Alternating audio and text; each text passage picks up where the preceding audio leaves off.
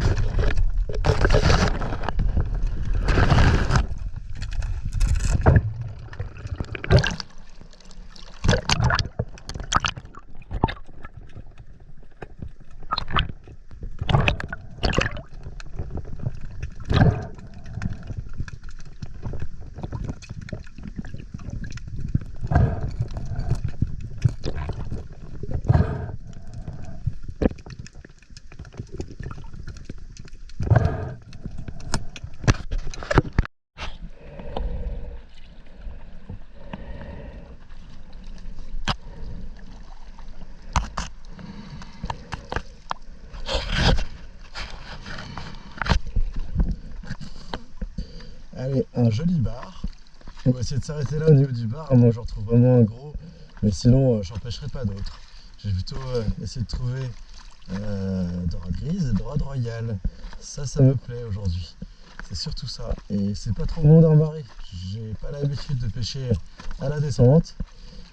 Donc, comme hier, j'ai un petit peu découvert certaines choses, le comportement du poisson. Un peu plus facile à pêcher au final, donc un peu moins drôle aussi. Moi, ça me plaît un peu moins. On surprend plus facilement le poisson que celui qui vient à la gâchon ou à l'indienne.